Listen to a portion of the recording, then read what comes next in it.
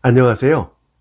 오늘 소개할 작품은 윤백남 작가의 우연의 기적입니다. 구독, 좋아요, 댓글, 그리고 알람 설정까지 해주시면 저희가 채널 운영하는데 큰 도움이 되겠습니다. 작가에 대해서 먼저 소개해 드릴게요. 윤백남 작가는 1888년 서울에서 태어났습니다. 무척 화려한 경력을 가진 분인데요. 소설가이자 극작가 그리고 연극영화인입니다. 1912년 극단 문수성을 조직해서 제1회 공연을 원각사에서 가졌고요. 1913년 매일신보 편집국장을 지내고 1916년에는 반도문예사를 설립해서 월간지 예원을 창간하는 한편 극단 예성자를 조직해서 초연을 단성사에서 가졌습니다. 1917년 백남 프로덕션을 창립해서 여러 편의 영화를 감독 제작했고요. 1919년에는 동아일보사에 입사를 해서 수호지를 번역 연재했습니다. 그리고 한국 최초의 대중소설 대도전을 발표를 했고요. 이어서 월간지 야담을 발간했습니다. 1923년 한국 최초의 극영화인 월하의 맹서 각본과 감독을 맡기도 했죠. 1934년 만주에 건너가서 1945년 귀국할 때까지 역사소설을 썼고요. 6.25 전쟁 때는 해군 중령으로 복무했습니다. 1953년 서라벌예술대학 학장, 1954년 초대 한국예술원 회원이 되었습니다. 작품으로는 항우, 나나일대기, 봉화, 흑두건, 해조곡, 백년유전기, 미수, 낙조의 노래, 야화, 조선형정사 등이 있습니다. 우연의 기적, 이 작품은 1934년 윤백남 작가가 창간한 월간 야담에 발표가 됐는데요. 야담이란 세간에 떠돌아다니는 이야기를 뜻하죠. 윤백남 작가는 이렇게 야담 운동에도 깊이 관여를 해서 월간 야담 잡지에 보은단의 유래, 순정의 호동왕자, 우연의 비극 등 많은 야담을 직접 발표했고요. 1929년 이후에는 경성방송에서 야담 방송을 도맡기도 했습니다. 줄거리는 이렇습니다. 김진사는 명망 높은 재산가입니다. 하지만 그에게는 큰 근심거리가 있었는데요. 그것은 바로 병든 외아들을 장가 보내는 것입니다. 혼담이 오가다가도 외아들의 중병 때문에 번번이 무산되고 맙니다. 그러다가 이웃고을의 송신에서 청혼이 왔는데요. 과연 김진사는 외아들을 무사히 장가 보낼 수 있을까요? 이 작품의 제목 우연의 기적이란 과연 어떤 뜻이 있는 걸까요? 정말 흥미진진한 이야기가 기다리고 있습니다. 그럼 지금부터 윤백남 작가의 우연의 기적 낭독해 드릴게요. 김진사는 그동안 몇 해를 두고 아들의 혼담이 거의 결말이 나다가도 종당은 이상스러운 소문에 파혼이 되고 또 파혼이 되고 해서 이제는 아마도 내 대에 와서 절손이 되고 마는가 보다 하고 절망을 해왔던 것이 이번에 뜻밖의 혼담이 어렵지 않게 성사되고 태길까지 받아놓았으니 의당 기뻐서 날뛸 일이고 호수만단에 안팎으로 드나들며 수선깨나 늘어놓을 것인데 실상은 태길 첩지를 받은 날부터 안방에 꽉 들어박혀 앉아서 무슨 의논인지 부인 곽씨와 수군거리기를 이틀이나 하였다. 이틀이나 하였건만 시원스럽지 못하였던지 눈살을 꽉 찌푸리고는 얼마 전부터 병으로 누워있는 아들의 방해를 하루에도 몇 차례씩 들락날락하였다. 아들 경환이는 김진사에게는 여벌이 없는 독자라서 그야말로 쥐면 깨질까 불면 날아갈까 애지중지 길렀다.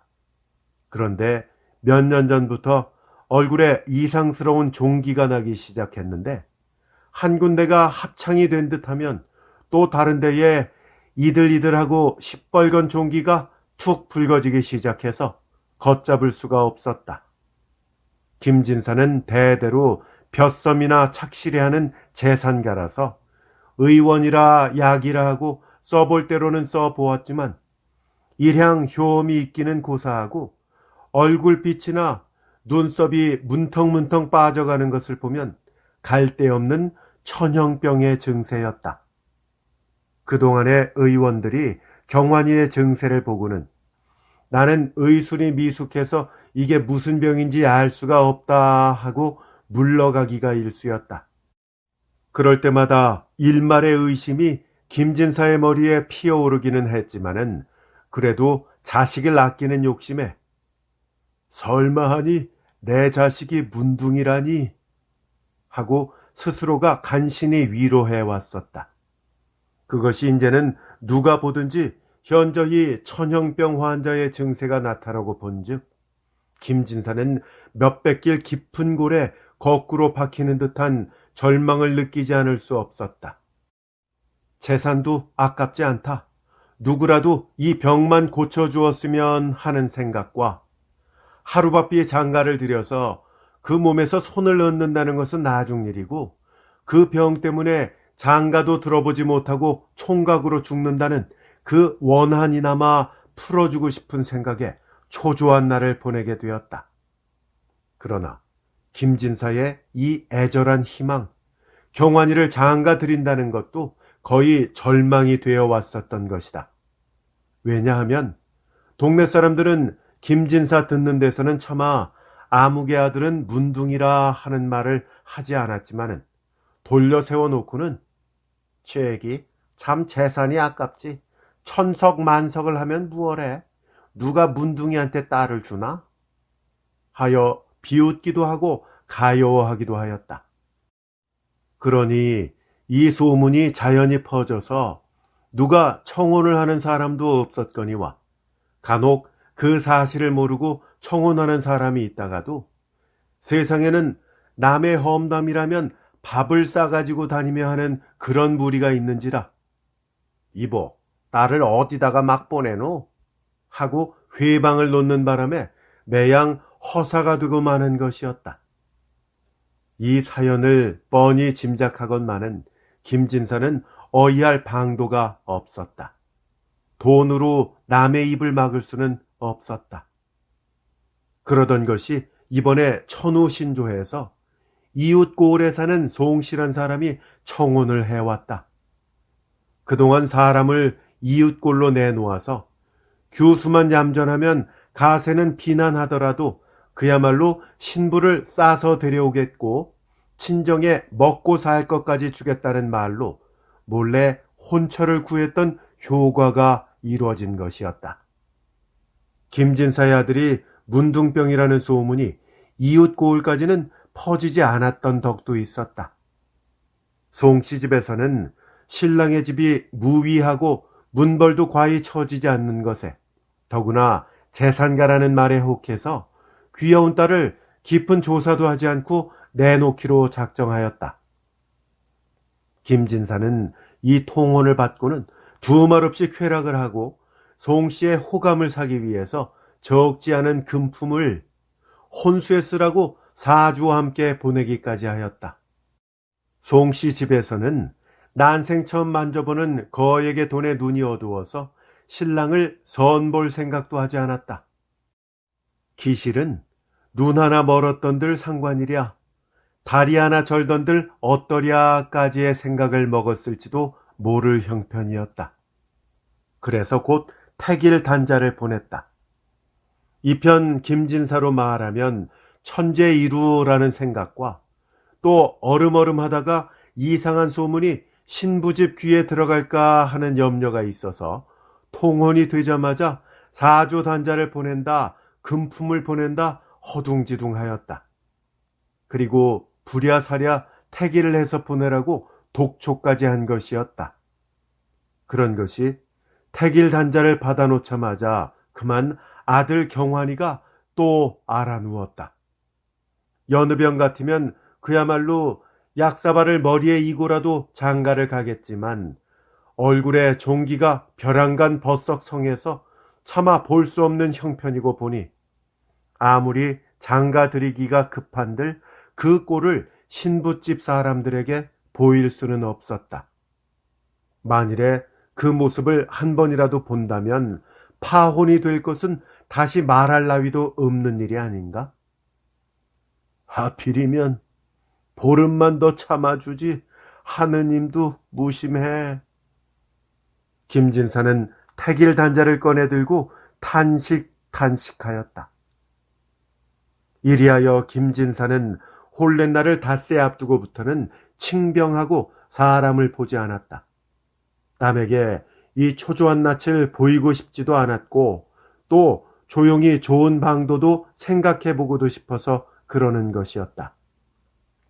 그야 태기를 물리는 수가 없는 것도 아니었지만 만일에 태기를 물려놓았다가 호사다마격으로 어떤 놈이 어떤 소리를 짓거릴지도 모르는 일이니까 만사를 젖히고라도 부랴부랴 성혼을 해버리는 것이 제일 상책이라고 생각한 것이었다. 그래서 태기를 물리지도 않고 자식의 그 흉악한 낯을 보이지도 않고 어떻게 성혼할 길이 없을까? 이러한 요술에 가까운 재주를 생각해 보는 것이었다. 궁한 나머지 전일에 그리 해보지 않던 일, 즉 마누라와 의논까지 해보았지만은 물론 시원한 결론을 얻지 못했을 것은 상상하기 어렵지 않다. 무정한 날짜는 벌써 이틀이나 지났다. 이제 사흘밖에 남지 않았다. 대사를 만 이틀을 앞둔 날 아침에 김진사는 평소에 생각지도 않던 방문자를 맡게 되었으니 면장 하상기의 아들이 뜻밖의 찾아온 것이었다. 면장 하씨와 김진사는 숙친한 사이라 그의 아들 역시 가끔 자기 부친의 심부름으로 오는 때가 있기는 하여 낯을 잘 알기는 하지만은 편지도 가지고 오지 않고 무슨 긴한 사단이 있는 듯한 모양이 김진사의 마음을 끌었다. 그러나 가슴 한구석에 무지근한 근심덩이가 뭉쳐있는지라 눈살을 펴지 않은 채로 집에 무슨 일이 생겨서 왔느냐? 네. 하고 대답하는 면장의 아들은 눈을 내리감고 잠시 머뭇거리더니만 오늘 실상은 아버지께서도 모르시게 저 혼자 생각으로 어르신네께 배우러 왔습니다. 하고는 다음과 같은 청을 하였다. 여쭙기 염치 없습니다마는 돈 3,000냥을 빌려주셔야 멸문지화를 면하겠습니다. 김진사는 돈이라는 것보다 멸문지화라는 말에 깜짝 놀라서 멸문지화? 하고 재쳐 물었다. 그리고 그게 웬 소리냐? 하며 뒷말을 기다리는 듯이 고개를 약간 앞으로 내민다. 하면장의 아들 이야기를 들어보면 이러하다. 하면장은 8년 동안이나 면장 소임을 맡아보는 동안에 돈을 모으기는커녕 논마직이나 있던 것을 다 없애고 필경에 가족을 먹여 살릴 수가 없으니까 일확천금의 꿈을 꾸고 관금을 가져다가 투기에 이용하였더니 일이 꼬이느라고 빗두루 들어맞아서 점점 구멍이 커가고 또 커가면 커갈수록 당황초조하여 그것을 복구하려다가 마침내 3,000여 냥의 커다란 구멍을 내고야 말았다.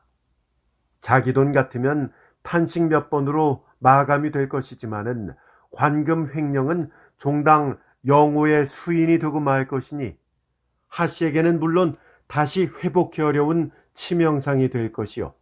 따라서 집안은 유리 자산하는 수밖에 없었다. 면내에서 그만한 돈을 능히 주변할 사람은 김진사밖에 없다고 하면장은 생각하였다. 그러나 그에게는 전에도 수십 차를 돈으로 해서 미안을 끼쳤은즉 무슨 염치로 또 돈을 취해달라고 하랴. 액수가 작기나 한가 3,000냥이란 거액을. 그래서 침식을 전폐하다시피 하고 고민한 나머지 필경 고육지책을 써보기로 한 것이었다. 하면장은 아들 순옥을 불러앉히고 관금 횡령의 사실을 이야기해 주었다. 그러고 나서 애비 돼서 이런 말을 자식에게 하기는 차마 못할 짓이다마는 발등에 불이 떨어진 오늘에 그런저런 생각을 할 수가 있느냐. 너 알다시피 김진사하고 나하고는 숙친한 친구이지만은 그동안에 하도 여러 번 염치 없는 짓을 해놔서 지금 또 돈을 취해달라고는 차마 입이 떨어지지를 않으니 네가 찾아가서 아비의 사정을 잘 이야기하고 네 말로 돈을 빌려달라고 청하면 자식이 애비를 생각하는 정성에 감동이 돼서 혹시 쉽게 승낙이 될런지도 모르니까 집안을 위해서 한번 가보는 게 어떠냐 하는 의논을 하였다. 순옥이는 19이 되는 오늘날까지 남에게 어려운 사정 이야기를 해본 적도 없고 동무에게도 동전 한 잎을 취해본 적이 없는 터라 김진사에게 가서 엄청나게 큰 돈을 취해달라고 해볼 용기는 없었지만은 가만히 생각해보니 어지간한 일이 아니면 아버지가 그처럼 자식에게 간청하다시피 할 리도 없으려니와 사실 공금 횡령이 탈로 되면 아버지는 죄인이 되고 이 집안은 망할 것은 긴 설명이 없어도 넉넉히 짐작할 수 있었다. 그래서 순옥이는 마침내 걸핏하면 움츠러드는 용기를 억지로 북돋으며 오늘 김진사 집을 방문한 것이었다. 김진사는 순옥이의 이야기를 잠자코 듣고 있더니만 말이 끝난 뒤에 돈이 얼마냐? 3,000냥입니다. 하고 고개를 끄덕하고 나서 또다시 잠자코 무엇을 생각하고 있다가 이번에는 순옥이의 얼굴을 멀거니 바라본다. 순옥이는 가슴이 떨렸다. 응낙이냐 거절이냐? 네 자의로 내게 왔다고 그랬지. 네. 기특한 일이다. 자식이 돼서 부모의 근심을 남의 일 보듯 해서야 자식 좋다할 게 어디 있나? 혼잣말 비슷이 이렇게 중얼거리고 나서 네, 주지 하고 선선히 응낙을 한다. 네? 연의일 같으면 3천이나 되는 큰 돈을 주겠다고 하겠니만은 일이 급하기도 하려니와 네 정성이 기특해서 주는 것이니까 그리 알아라. 그런데 돈을 주기는 주겠다마는 내 청두 하나 있으니 그걸 들어주겠니? 네, 무슨 부탁이신지는 모릅니다마는 저의 집을 구해주시는 은덕을 결초 보은이라도 해야 되는데 몸으로 될 일이라면 무엇인들 못하겠습니까? 다른 청이 아니라 하고는 얼른 말하기를 어려워하는 눈치를 보이면서 이건 참 말하기 부끄럽다마는 이런 말을 전제로 이렇게 청을 하였다. 먼저 아들 경환이의 병이 남이 싫어하는 문둥병인 듯 하다는 것과 그동안의 혼담이 모두 이것 때문에 파탄된 사실, 그리고 이번에 천호신조하여 태길 단자까지 와서 이제는 목적을 달하였구나 하였더니 그것마저 하느님의 시기인지 아들 경환이가 수일 전부터 병석에 누워있으니 대례를 치르러 갈 수가 없다는 것, 그리고 이번 혼사를 놓치고 보면 다시는 절망의 길밖에 남지 않았다는 고충을 이야기하고 네가 내 자식 대신에 신부 집에 가서 대례를 지내고 며느리를 데려다 주기만 하면 나중 일은 내가 담당할 터인즉 제발 그리해 주는 것이 어떠냐? 그 집에선 천행으로 내 자식의 선을 보지 않았으니까 네가 내 아들이라고 해도 모를 것이다. 그러면 신방을 꾸밀 것인데 딱한 일이 아닙니까? 그것쯤이야 도리가 있겠지. 별안간 몸이 불편하다고 하면야 거기선들 억지로 한 방에 들라고야 할라고 하고 이번에는 김진사가 순옥이의 얼굴을 그리고 눈치를 이윽히 바라본다. 순옥이는 얼른 좌우의 대답을 하지 못하였다. 대답하기에는 너무나 짐이 무거운 문제였다. 그러나 나중일은 김진사가 담당하겠다고 언명했고, 그보다도 만약 김진사의 청을 들어주지 않으면 삼천냥에 대한 승낙조차 어찌 될는지 알 수 없다는 상상을 할 수 있었다. 그래서 순옥이는 마침내 승낙하고 말았다. 그럼 돈은 오늘 곧 보낼 테니 이번 일은 너하고 나하고만 알고 있자. 물론 후행 가는 사람과 내 집안 사람들이야 자연 알아야만 하겠지만은 하고 무한히 기뻐하였다. 며칠 뒤 김씨 집과 송씨 집 대례는 예정대로 신부 집에서 거행되었고, 송씨는 똑똑한 사위를 얻은 것을 무한히 기뻐하며 자랑하였다. 사위가 벼랑간 몸이 아프다 하여 신방을 꾸미지 못한 것쯤은 큰 문제가 아니었다. 신부를 잠깐 대좌시키고는 사위 순옥이 혼자만을 자게 하였다. 이리하여 3일을 치른 뒤에 순옥이는 신부를 데리고 패백을 드리러 김진사 집에를 와서는 곧 뒤로 빠져나가서 자기 집으로 돌아가 버렸다. 며느리만 데려다 준다면 하는 약속을 완전히 지키고 간 것이었다. 패백을 드린 날 밤 신부는 너무나 의외의 일에 눈물도 나오지 않았다. 초래를 지낸 남편은 간 곳이 없고 병석에 누워있는 차마 볼 수 없는 흉상의 사나이가 정작의 남편이라니, 시아버지는 며느리를 붙들고 사정설파를 하고는 모든 것을 팔자로 여겨달라고 사정사정하였다.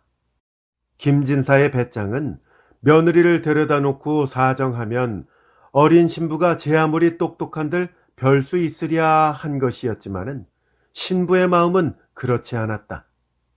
남편이 흉한 병자라는 것은 오히려 문제가 아니었다. 예를 갖추어 하늘에 맹세한 사람이 따로 있게 되었으니 그 사람이야말로 정작 남편이 아닌가? 만일에 시부의 청을 듣는다면 그것은 시집간 지 사흘 만에 두 난군을 맞이하는 것이 아닌가? 이렇게 생각을 하고 그녀는 밤에 잠을 이루지 못하고 고민하였다. 이튿날 아침에 김진사의 집엔 마치 불 꺼진 집 모양으로 상아가 실색하여 끽소리도 못하였다. 새 며느리가 야반도주를 한 것이다. 누구한테 이런 말을 하랴? 이래도 창피 저래도 창피투성이다. 김진사는 다시 머리를 싸고 눕게 되고 돈 3천냥이 가상으로 없어진 셈이다. 신부는 밤중에 시집에서 빠져나와 자기 친정으로 도망해 갔다. 물론 송씨 집에도 남에게 말 못할 큰 소동이 일어났다. 김가에게 속은 것이 분하고 괘씸하고 딸을 버린 것이 절통하였다. 그러나 딸은 김진사 집에다가 시비를 거는 것보다 대례를 지낸 신랑을 찾아달라고 하였다. 그리하는 것이 두 집안 창피를 면하는 길이고 또 자기가 응당 밟아야 하는 길이라고 역설하였다. 사리가 합당하면은 부모의 힘도 소용이 없었다. 그래서 우선 그 신랑을 찾기로 결정이 되었거니와 생각할수록 어설픈 맹랑한 경우에 빠진 것이 김진사였다. 며느리는 얻지도 못하고 돈 잃고 창피당하고 더구나 남에게 사정 이야기도 못할 부끄러운 일이 아닌가? 김진사의 집은 천인나락에 빠진 집안처럼 깊은 수색에 잠겨 있게 되었다. 이 형편을 잘 아는 함연장 부자는 남의 일 같지 않아서 근심이 되지 않을 수 없었다. 남에게 큰 불행이 있건 말건 자기만 일이 되면 그만이다 하는 그런 격이 되고 만 것이었다. 더구나 송씨 집에서 김신랑 대신 온 신랑이 함연장의 아들이라는 것을 알고는 강경한 담판이 왔다. 사리가 살인이 많지 그리로 장가를 아니 가겠다고 뻗댈 길이 없었다. 실상은 대례까지 지냈으니 패백만 받으면 고만인 셈이다. 만일에 그것에 응치 않는다면 사기 결혼의 공모로 몰릴 것이니 크나큰 발목을 잡힌 이상 다시 두말을 할 수 없게 되어서 필경 신부의 집의 요구대로 그리로 장가를 가지 않을 수 없었다. 이 사연을 곁에서 듣고 앉았던 수녹의 17살짜리 누이 동생 수은이가 별안간 아버지 하고 부른다. 제가 무얼 알겠습니까마는 어른들 하시는 일을 곁에서 보니까 우리 집에나 송씨 댁에는 잠깐 창피를 보셨을 뿐이지 전화 위복이라더니 무어 그리 손해된 일은 없었습니다. 하지만 제일 가여운 것이 김진사 어른이 아닙니까? 아버지께서 그 어른의 돈이 아니었다면 지금 어떻게 되었을지 모르는 일인데 그 어른의 돈으로 메우고 나서 그 은혜를 갚기는 고사하고 도리어 근심을 더해주게 됐으니 세상에 그런 법이 어디 있습니까? 만일에 우리만 잘 됐다고 그 댁 일을 살펴주지 않으면 하느님이 용서하시지 않을 일이에요. 글쎄, 네 말이 옳기는 하다마는 애초에 우리가 그렇게 하자고 해서 한 일도 아니고 또 지금 김진사의 근심을 덜어주잔들 별 도리가 없지 않느냐. 김진사 어른은 며느님 하나만 생기면 이 근심 저 근심 모두 없어지지 않아요? 그야 그렇지. 그럼 제가 그 댁으로 들어가겠습니다. 뭐 어째? 하면정은 자기의 귀를 의심하였다. 아니, 문둥이의 계집이 되잔 말이냐? 문둥이가 아니라 미친 사람에게라도 가야만 될 형편이면 가야지요. 그게 저의 팔자라고 생각할래요. 저 하나 이 세상에 없더니라 생각하시고 그리로 보내주시면 아버지께서는 의리 있는 사람이 되지 않으십니까? 저희들이 잘 살고 남을 구렁에 집어넣는다면 그 영화가 오래 갈 거라고 생각하세요? 순희의 나이보다 성숙한 이 말에 하면장은 아무 대답을 못하였다. 마침내 김진사는 하면장의 자원, 즉 딸을 며느리로 보내겠다는 말을 듣고 눈물로써 감사의 뜻을 표하였다. 절초에서 살 길을 얻은 셈이요 어둠에서 등불을 얻은 격으로 그들의 우수에 잠긴 가슴에는 명랑한 광명이 비춰주었다. 어제까지 죽은 듯 고요하던 집안이 오늘은 웃음으로 하면장의 딸을 며느리로 맞이하였다. 그리하여 하나에도 며느리, 둘에도 며느리, 며느리가 아니면 날이 새지 않는 듯이 귀여워하고 사랑하였다. 남편 경환이도 물론 크게 만족해서 한때라도 수은이가 곁에 없으면 생짜증을 내었다. 그러나 병세는 점점 더해가서 수은이가 들어온 지 석 달 되는 요즘에는 경환이는 다만 죽는 날을 기다릴 뿐 쇠약하고도 차마 눈으로 볼 수 없는 형태만이 자리에 누워있을 뿐이었다. 백약도 효험이 없었고 수은이의 지극한 정성도 아무런 효험이 없었다. 경환이가 누워있는 방에는 여느 사람은 코를 들 수도 없는 악취가 가득하건만은 수은이는 그 방에서 밥을 먹고 그 방에서 함께 자며 간호의 전력을 다하였다.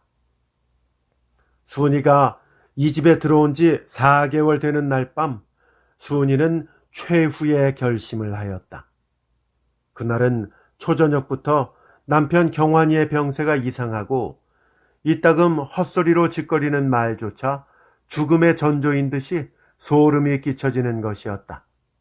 이따금 아내 순이를 알아보지 못하고 날 좀 살려줘 하는 소리만 할 뿐이었다. 순이의 눈에는 죽음의 검은 뚜껑이 남편의 가슴을 한 겹 한 겹 덮어가는 것 같았다. 순이는 남편에게 육적인 애정을 느끼지는 않았다. 그러나 이 집에 들어와 차차 남편을 간호하는 동안에 경환이, 아무 죄 없는 경환이, 전도가 양양한 청년이 그 모진 병 때문에 세상을 떠난다고 생각을 하니까 무한한 동정이 가슴에 샘솟듯 솟는 것이었다. 내 정성으로 살려보자. 이것이 순이의 결심이었건만은 그 정성도 이제는 아무 힘도 나타내지 못하고 불쌍한 경환이가 불귀의 사람이 될 것을 생각하니 순이는 이 세상에 살아있을 생각이 없었다. 무슨 년의 팔자가 중병 있는 남편을 맡게 되고 그리고 또 무엇이 부족하여 그 병든 남편조차 잃어서 과부로 평생을 마치게 되는 것인고 하느님도 무심하시지. 이런 생각에 순이는 살그머니 장문을 열고 미리 준비해 두었던 독극물인 비상을 내었다. 이 비상은 만약 여자로서 당치 못할 굴욕을 당할 때에 목숨을 끊어 깨끗한 최후를 맞는 용도로 항상 몸에 지니고 있던 약이었다. 이것이 이제 내용이 다르나마 소용이 되게 된 것이었다. 순이는 그것을 물에 개어서 머리맡에 놓고 뒷문을 바시시 열고 밖으로 나섰다. 뒷곁 동산에 올라 멀리 친가 쪽을 바라보고 보이지 않는 부모에게 최후의 고별을 하려는 것이었다. 동산에 오른 순이는 의외로 긴 시간을 거기서 보냈다. 급기 죽으려는 결심을 하고 나니 모든 것이 사라지고 마는 마당이건만은 원 온갖 잡념이 이 기억의 추억을 가져다가 최후의 단에에 올라선 그녀의 가슴을 괴롭게 하는 것이었다. 거기서 한동안을 울음으로 보내고 있던 수은이는 자기가 빠져나와 있는 동안에 운명의 장난이 또 한 번 있었던 것을 전혀 알 수 없었다. 자리에 누워 신음하며 잠들었다 깼다 하는 경환이는 모진 갈증에 어렴풋이 눈을 뜨고 아내를 찾았다. 그러나 아내는 곁에 있지 아니하고 다만 머리맡에 한 개의 대접이 놓여 있을 뿐이었다. 그 속에 무엇이 담겨 있는지는 생각할 여유도 없이 경환이는 그 그릇을 끌어다가 들어 마셨다. 약인지 물인지 그에게는 판단할 능력조차 그리고 감각조차 마비해 버렸던 것이다. 몇십 분 후 눈물을 거둔 순이는 병실로 조용히 돌아왔다. 동시에 그녀는 빈 대접을 보고 실색해 떨었다. 확실히 남편이 독약을 마신 것이다. 얼마 동안 그녀는 어쩔 줄을 몰라서 남편의 얼굴을 들여다보며 몸을 떨었다. 그때 경환이가 눈을 번쩍 뜬다. 그리고 꽤 생기 있는 목소리로 목이 마르다고 한다. 순이는 무엇보다도 먼저 신기한 생각에 허둥지둥 밖으로 나가서 냉수를 떠가지고 들어와서는 그것을 입에 대주려니까 남편은 아니 냉수 말고 아까 먹은 걸 좀 주어 한다. 아까 먹었다는 것은 비상을 탄 물이다. 비상도 이제는 없거니와 있은들 그걸 알고서야 어찌 주랴. 순이는 듣지 아니하고 냉수를 먹으라고 권하였다. 권하면 권할수록 경환이는 짜증을 내면서 아까 먹은 것을 달라고 조른다. 대관절, 아까 이 그릇에 무얼 담아서 먹였길래 저 애가 자꾸 그것을 달란단 말이냐? 김진사는 며느리를 보고 묻는다. 뭔지 모르지만 저 녀석 먹고 싶다는 대로 주려무나 한다. 순이는 하는 수 없어서 비상을 물에 개 놓은 이야기를 말하지 않을 수 없었다. 한동안을 이상한 눈으로 아들의 얼굴을 내려다보던 김진사는 며느리를 데리고 밖으로 나가서 어서 그것을 타서 주어라. 비상은 사랑에 얼마든지 있다. 그것이 보통 사람이 먹으면 죽지만은 그 병 있는 자가 먹으면 약이 되나 보다. 만일에 그것으로 해서 죽는다 한들 기왕 죽게 된 자식이니 무슨 한이 되겠느냐 하고 비상을 갖다가 며느리 손에 쥐어주었다. 그런데 이게 웬일인가? 우연한 기적이요 과학을 초월한 신비이다. 남편 경환이의 얼굴에서 종기의 자취가 하나씩 사라져가는 것을 들여다보고 있던 수은이는 머리를 하늘로 향하여 눈을 감고 감사하였다. 보이지 않는 하느님께 감격을 무견히 표하는 순간이었다. 윤백남 작가의 우연의 기적 낭독해드렸습니다. 재밌게 잘 들으셨나요? 지성이면 감천이라더니 정말 우연의 기적이 일어났네요. 이 작품처럼 시아버지와 며느리의 이야기가 담긴 단편소설이 있습니다. 백신혜 작가의 어느 전원의 풍경인데요. 참 재밌습니다. 꼭 들어보시기를 강추합니다. 저희 채널에서 찾으실 수 있고요. 본 동영상 설명란에도 링크 걸어 놓았습니다. 백신혜 작가의 어느 전원의 풍경 꼭 들어보십시오. 함께 해주셔서 감사합니다. 다음에 더 좋은 작품으로 찾아뵐게요. 안녕히 계십시오.